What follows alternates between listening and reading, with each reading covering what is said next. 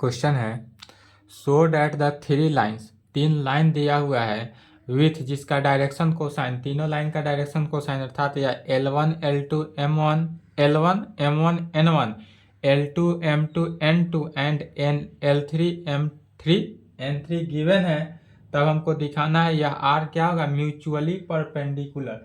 तो जब दो लाइन आपस में परपेंडिकुलर हो तब क्या जानते हैं, L1 L2 plus M1 M2 plus N1 N2 plus is equal to किसके इक्वल होना चाहिए, जीरो के इक्वल।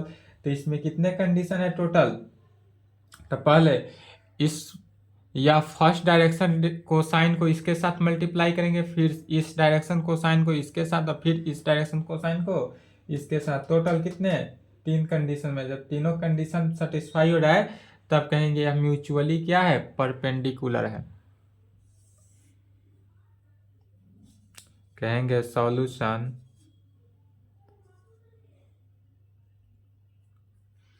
गिवन डैट, पहले हमारे पास दिया हुआ क्या है सो देखेंगे। तो डायरेक्शन कोसाइन दिया हुआ है, डायरेक्शन कोसाइंस, डायरेक्शन कोसाइन कितना कितना है 12/13।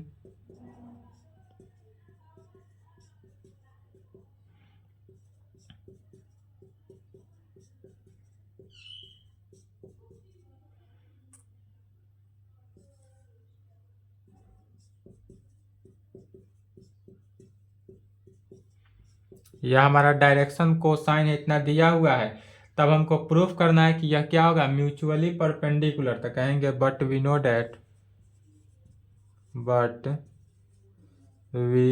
डैट, चूंकि हम जानते हैं, क्या जानते हैं, तो द टू लाइंस विथ जिसका direction cosines with direction cosines यदि L1 M1 N1 and L2 M2 N2 हो, यदि दो लाइन है जिसका डायरेक्शन कोसाइंस हमको अगर L1 M1 N1 and L2 M2 N2 हो R, और यह क्या हो, परपेंडिकुलर हो। परपेंडिकुलर का ही कंडीशन क्यों लेकर चल रहे हैं, क्योंकि यहाँ पर म्यूचुअली परपेंडिकुलर लाना है। Are perpendicular to each other हो, तब उस कंडीशन में कौन सा फॉर्मूला अप्लाई करते हैं, अदर। कब, तो इफ यदि L1 L2 plus M1 M2 plus N1 N2 का वैल्यू क्या होना चाहिए, जीरो। तो L1 को L2 के साथ, M1 को M2 के साथ, N1 को N2 के साथ मल्टीप्लाई करने पर यदि जीरो हो जाए तब उसको क्या कहते हैं, यह म्यूचुअली परपेंडिकुलर है। और जब तीनों कंडीशन को सेटिस्फाई कर देगा तब कहेंगे यह म्यूचुअली परपेंडिकुलर है।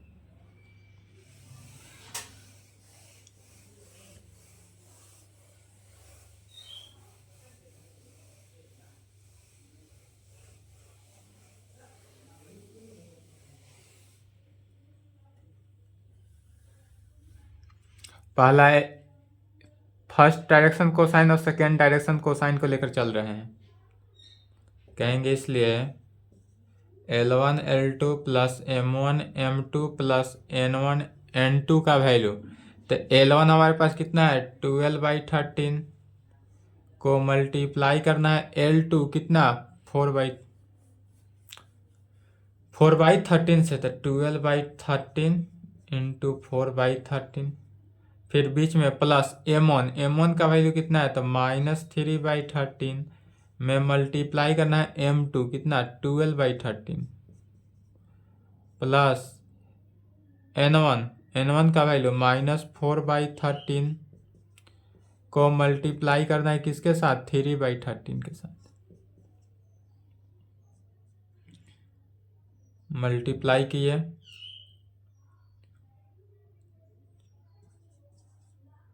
अड़तालीस 169 माइनस हो जाएगा 36 169 12 169, 48 minus 36 minus 12 divided by 169, 48 minus 48 divided by 169, 0/169 कितना 0। तो चूंकि यह left hand side L1 M1 N1 लेकर चले और यह किसकी इक्वल हो जाए 0 की इक्वल हो जाए, इसलिए यह जो है परपेंडिकुलर है। एक तो वैल्यू हमको निकला, इसलिए यहाँ पर कह सकते हैं the two lines are perpendicular, इसलिए द टू लाइन्स आर क्या हुआ परपेंडिकुलर। टू लाइन तो परपेंडिकुलर हुआ। And second condition,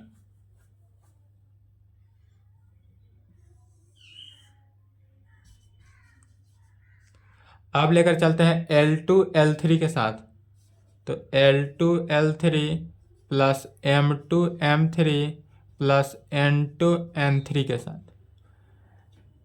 L2 L3 plus M2 M3 plus N2 N3 के साथ।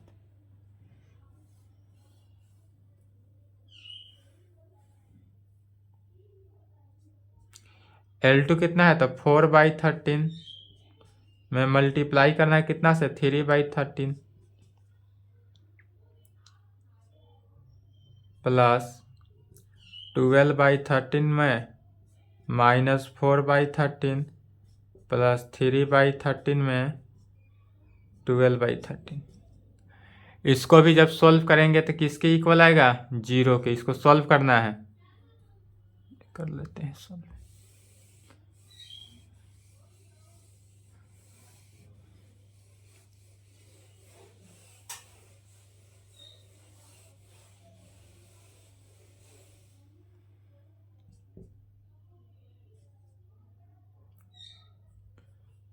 चार तिहाई 12/169।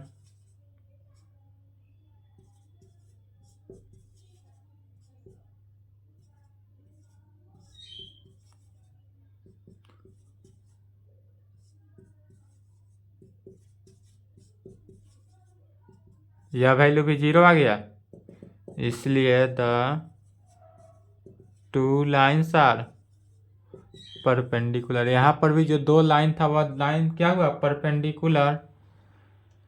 अगेन अब क्या निकालना है L3 L1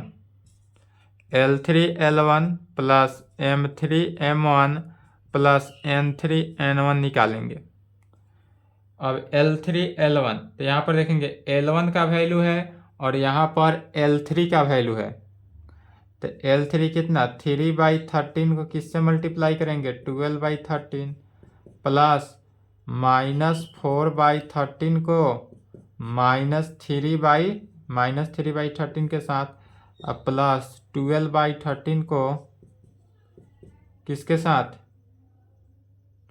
-4/13 के साथ।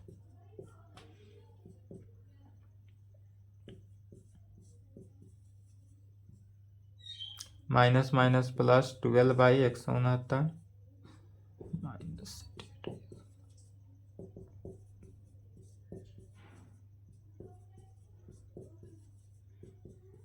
Is equal to 0।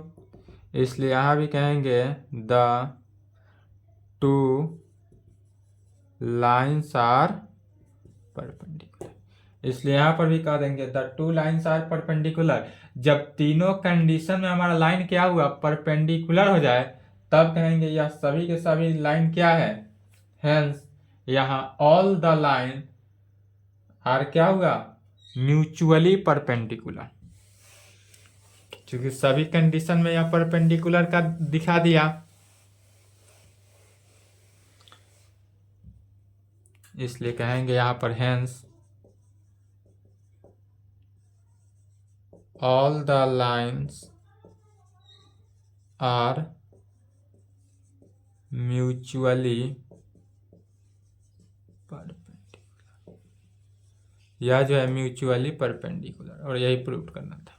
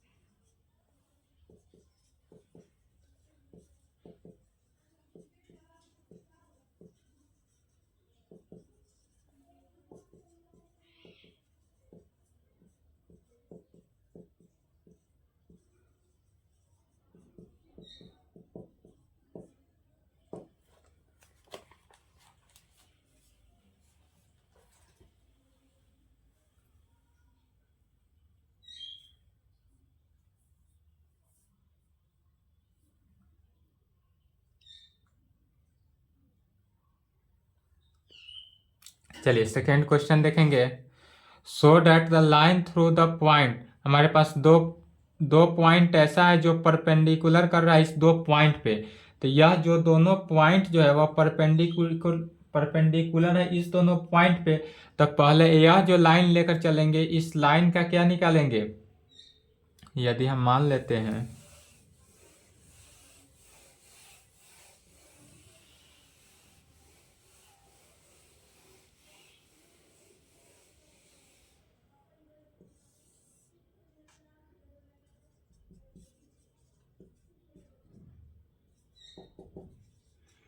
Given date, पहले दिया हुआ है यह दो लाइन, यदि हम इसको ए मान लें और इसको बी मान लेते हैं। ए का कोऑर्डिनेट कितना है 1 -1 2 और बी का कोऑर्डिनेट 3 4 -2 है। तो यह ए बी लाइन है और यह perpendicular to the line through the point इतना। और एक और पॉइंट ले लेते हैं जिसपे यह परपेंडिकुलर है, यह परपेंडिकुलर एक लाइन ले लेते हैं जिसमें मान लेते हैं या सी है या डी है। तो सी का कोऑर्डिनेट कितना हो गया 0 3 2 और डी का कोऑर्डिनेट हो गया 3 5 6। यह ध्यान देंगे डी जो है वह ए बी का मिड पॉइंट नहीं है, यह क्या है परपेंडिकुलर है, मिड पॉइंट नहीं है। सी डी जो है यह क्या है परपेंडिकुलर है, नॉट मिड पॉइंट। तब यह प्रूफ करना है कि यह लाइन क्या होगा परपेंडिकुलर होगा। तो उसके लिए सबसे पहले ए बी का डायरेक्शन रेशियो निकालेंगे, फिर सी डी का डायरेक्शन रेशियो निकालेंगे। और दोनों डायरेक्शन रेशियो जब परपेंडिकुलर होता है तो परपेंडिकुलर का कंडीशन क्या कहते हैं। तो डायरेक्शन रेशियो को A1 A2 plus B1 B2 plus C1 C2 किसके इक्वल होना चाहिए 0 की इक्वल। अगर यह 0 आ जाए तो यह क्या कहेंगे परपेंडिकुलर है। A B and C D line जो है are perpendicular to each other. यह ए बी और सी डी लाइन या इस तरह फिगर ना बनाकर यह फिगर क्या है ए बी और सी डी दो लाइन है और वह कहीं भी परपेंडिकुलर करता है किसी भी पॉइंट पर। तो फिगर ना बनाकर क्या करेंगे डायरेक्टली लिखेंगे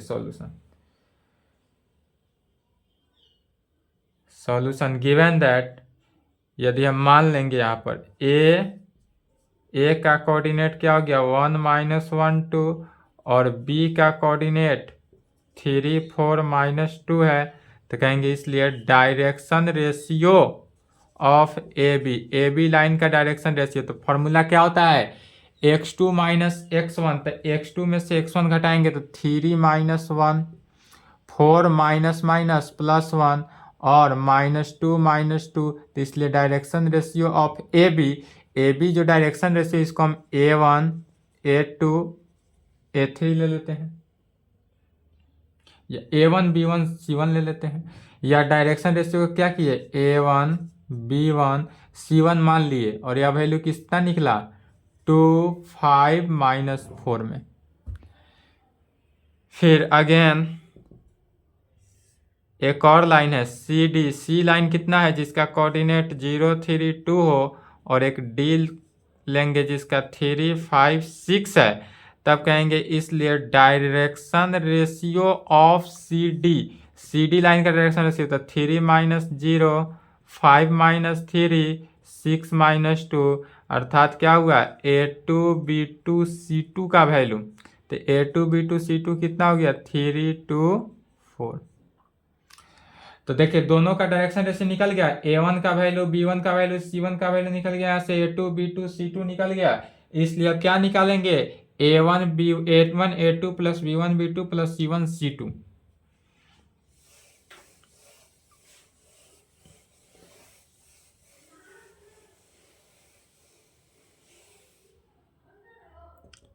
इसलिए A1 A2 plus B1 B2 plus C1 C2 का वैल्यू। तो A1 का वैल्यू 2 × 3 प्लस 5 × 2 प्लस -4 × 4। क्या किए A1 को A2 के साथ B1 को B2 के साथ C1 को C2 के साथ मल्टीप्लाई कर दिए 6 10 16 -16 और यह किसके इक्वल आ गया 0 के। तो जब यह वैल्यू परपेंडिकुलर के कंडीशन में 0 आ गया इसलिए कहेंगे A B and C D, A B and C D line जो है, या A B and C D line are perpendicular, या जो होगा परपेंडिकुलर होगा, प्रूव।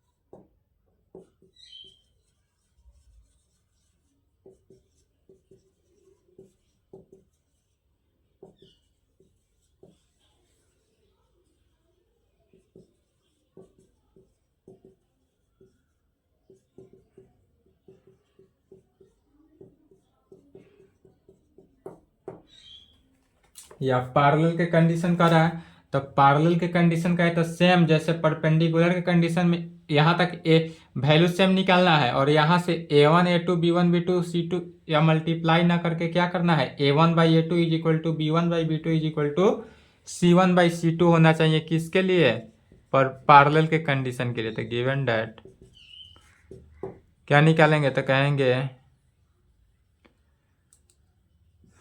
दिया हुआ है ए बी, ए का कोऑर्डिनेट 4 7 8 और एक और है बी जिसका कोऑर्डिनेट 2 3 4। तो इसलिए direction ratio of A B का डायरेक्शन रेशियो तो 2 - 4 3 - 7 4 - 8। तो ए बी का डायरेक्शन रेशियो जो है, तो ए बी का कोऑर्डिनेट के क्या करते हैं, a1 b1 c1 मान लिए, a1 b1 c1, और यह वैल्यू कितना निकला, -2 -4 -4। एंड एक और लाइन ले लेते हैं सी का कोऑर्डिनेट -1 -2 1, और एक डी कोऑर्डिनेट ले लिए जिसका 1 2 5 है। इसलिए direction ratio of C D का डायरेक्शन रेशियो 1 - +1 2 - +2 और 5 -1। और यह जो ए बी सी डी का डायरेक्शन रेशियो है, इसको हम A2 B2 C2 ले लेते हैं। A2 B2 C2 कितना निकला, 2 4 4। तो जब यह पूरा वैल्यू निकल गया, अब इसलिए क्या कहेंगे, पैरेलल का कंडीशन है, तो इसलिए इसमें अब a1 by a2 is equal to b1 by b2 is equal to c1 by c2 निकालते हैं। इसलिए a1 by a2 is equal to b1 by b2 is equal to c1 by c2। a1 का value कितना है, -2/2 -4/4 -4/4। अभी कोई same नहीं है, डिवाइड हो गया तो क्या बचा, -1 -1 इज इक्वल टू -1। सब अब इक्वल है, -1 इज इक्वल टू -1, तो सभी जब चूंकि सेम आ गया, इसलिए क्या कहेंगे, पैरेलल है। इसलिए A B and C D, यही यदि इक्वल नहीं आता तो वह पैरेलल का कंडीशन नहीं होता। A B and C D line are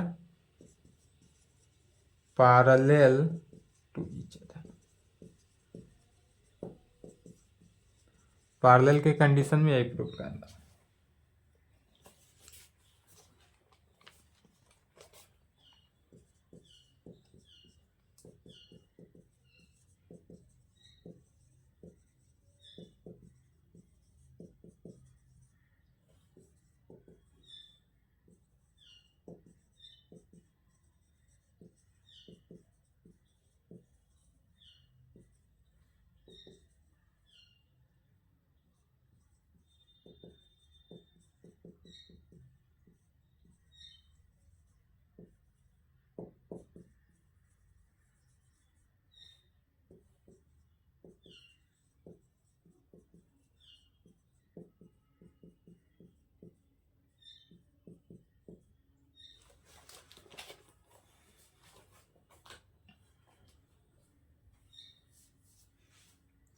चलिए यहाँ पर देखेंगे, क्वेश्चन है find the equation of the line which passes through the point. एक पॉइंट दिया हुआ है, इस पॉइंट से कोई लाइन हमारा पास कर रहा है एंड पैरेलल टू इतना, और यह इतना के पैरेलल है, तो क्या कहेंगे?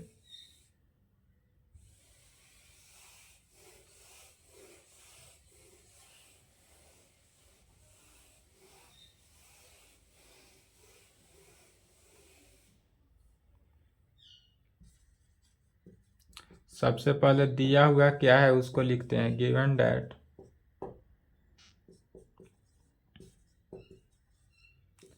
The line passes through the point. किस पॉइंट से पास कर रहा है? तो ए पॉइंट है, ए पॉइंट मान लेते हैं 1 2 3, इसी पॉइंट से यह लाइन हमारा जो है क्या है, पास कर रहा है। तो जब जिस पॉइंट से लाइन हमारा पास किया उसका क्या निकालते हैं? पहले पोजीशन वेक्टर। तो इसलिए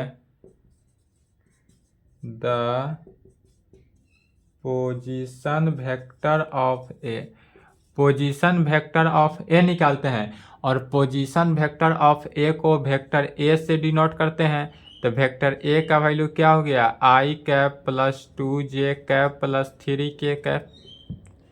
यह क्या हुआ हमको? तो पोजीशन वेक्टर ऑफ ए में। एंड वेक्टर बी तो दिया हुआ ही है, एंड वेक्टर बी कितना? 3i cap plus 2j cap minus 2k cap. यह क्या है? गिवन है, दिया हुआ है। वेक्टर बी का वैल्यू क्वेश्चन में गिवन है। तब हम फिर क्या जानते हैं? तो कहेंगे but V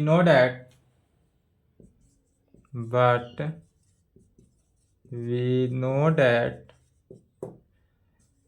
A line through but we know that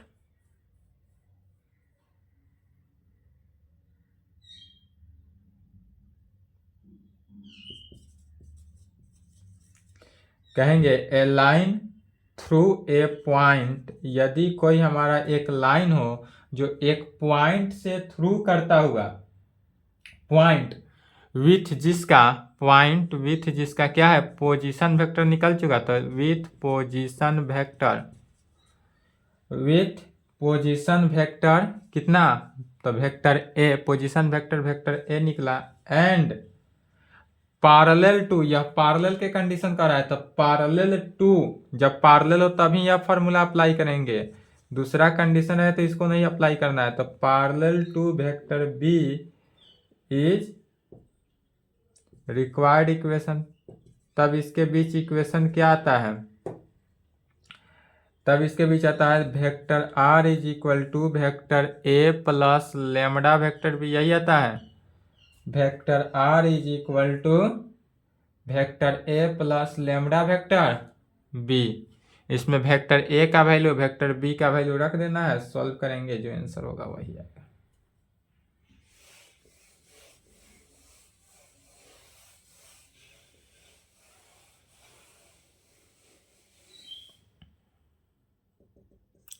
इसीलिए vector R is equal to vector A का value I cap plus 2j cap plus 3k cap plus lambda vector B कितना है? 3i cap plus 2j cap minus 2k cap.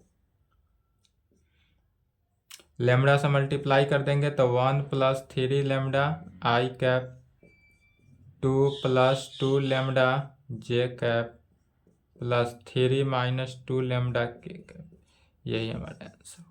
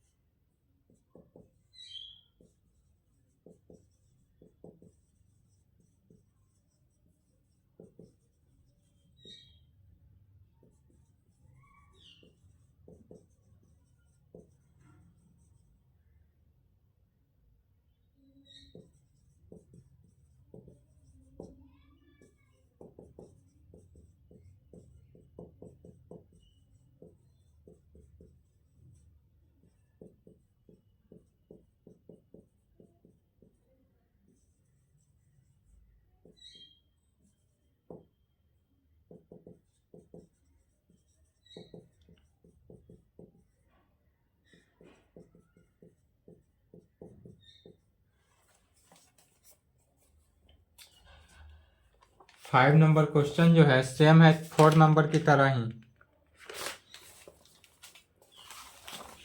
इसमें vector ए position vector को vector A ले लेंगे और vector B ले लेंगे।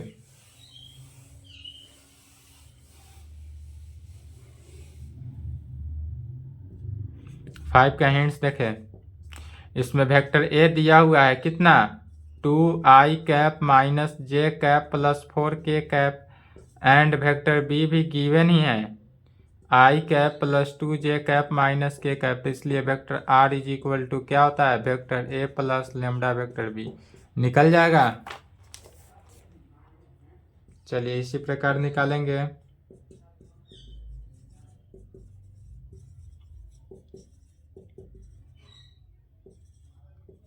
Find the Cartesian equation of the line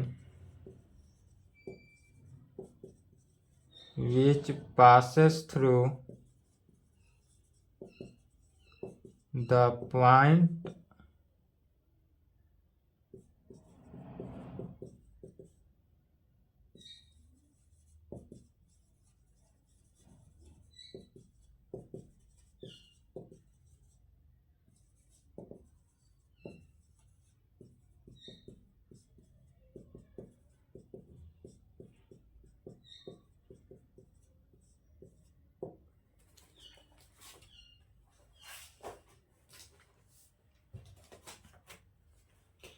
यहाँ पर देखना है दिया हुआ क्या है निकालना क्या है। तो कह रहा है find the Cartesian equation of the line. Cartesian equation का लाइन निकालना है विच जिसमें कंडीशन दिया हुआ है पासेस थ्रू द पॉइंट। हमारा एक पॉइंट है जो पास कर रहा है इस पॉइंट से, एक पॉइंट से पास किया एंड यह parallel to the line given by, और यह पैरेलल है किसके इस लाइन के। तब क्या कहेंगे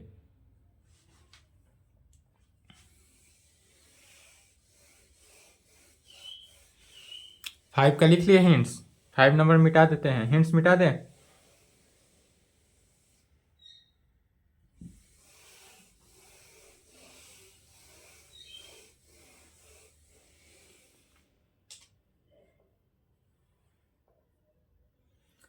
तो यहाँ पर गिवन डेट दिया हुआ क्या है तो एक पॉइंट से पास कर रहा है और यह पैरेलल है किसके तो इस लाइन के। तो कहेंगे सॉल्यूशन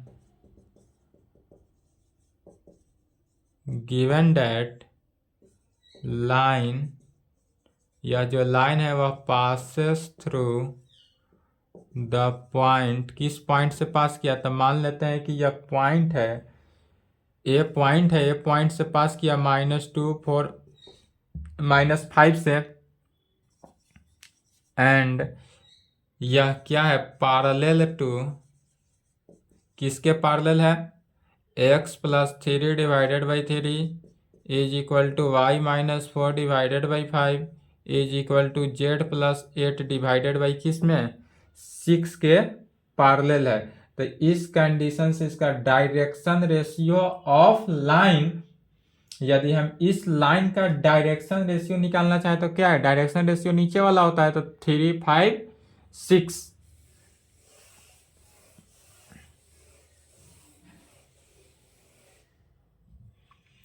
तब कहेंगे इसलिए डायरेक्शन रेशियो ऑफ लाइन किसका x plus 3/3 y minus 4/5 z plus 8/6 का डायरेक्शन रेशियो जो अगर निकालते हैं डायरेक्शन रेशियो ऑफ इस लाइन का क्या आएगा तो r 3 5 एंड 6।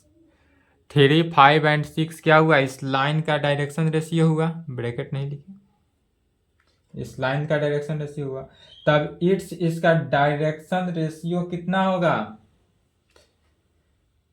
यदि इतना ले लेते हैं और यह लाइन क्या है, चूंकि पैरेलल है तो पैरेलल के कंडीशन में इसका डायरेक्शन रेशियो क्या होगा, तब इसलिए फिर कहेंगे चूंकि द रिक्वायर्ड लाइन जो है इज पैरेलल टू, जो हमारा रिक्वायर्ड लाइन है वह पैरेलल है इस लाइन के, x plus 3/3 y minus 4/5 z plus 8/6, यह जो लाइन है इस लाइन का क्या होगा, पैरेलल होगा।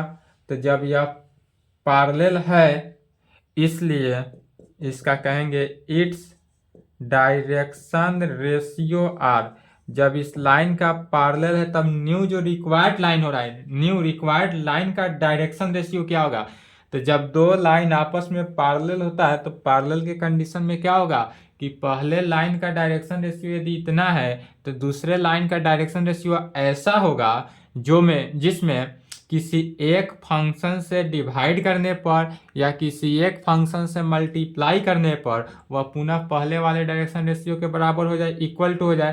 तो उसी फंक्शन को यदि हम के मान लेंगे तो इसका डायरेक्शन रेशियो हो जाएगा 3k 5k and 6k, where जहाँ के का वैल्यू जो है वह 0 नहीं होना चाहिए, नॉट इक्वल टू 0। चूंकि के का वैल्यू 0 हो गया तो डायरेक्शन रेशियो तो 0 हो गया, बट यहाँ डायरेक्शन रेशियो तो इतना है, तो डायरेक्शन रेशियो के का वैल्यू 0 छोड़कर कुछ भी हो सकता है। तब कहेंगे बट वी नो डैट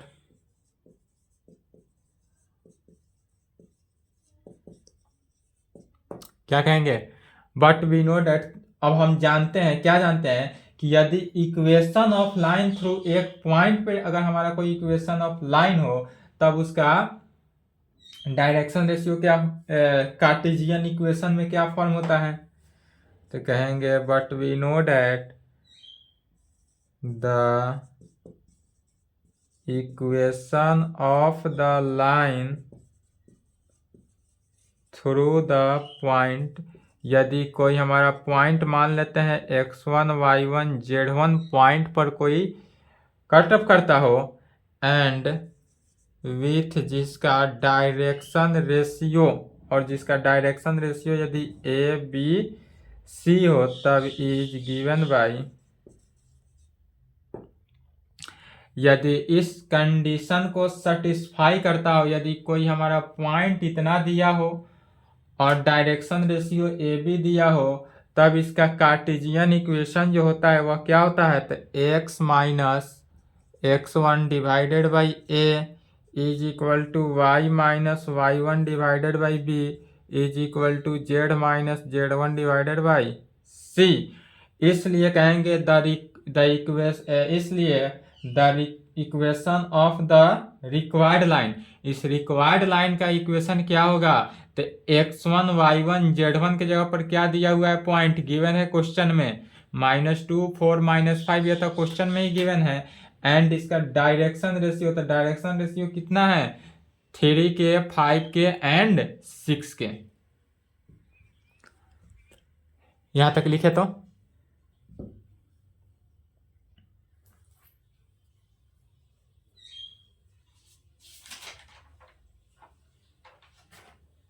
एक क्लास और लगेगा, उसके बाद यह समाप्त होगा।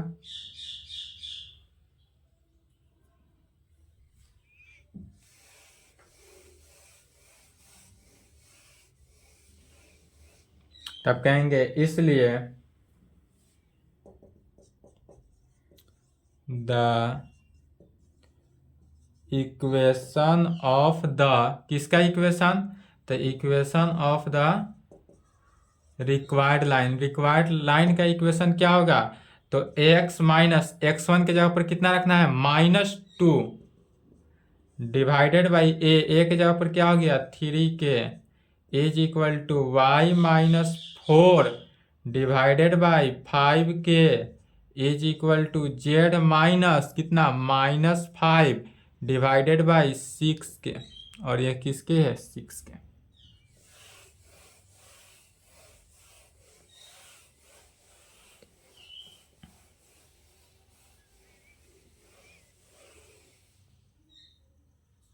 अर्थात इसी को क्या लिख सकते हैं माइनस माइनस प्लस, तो एक्स प्लस 2 डिवाइडेड बाई 3 के, वाई माइनस 4 डिवाइडेड बाई 5 के, जेड प्लस 5 डिवाइडेड बाई 6 के।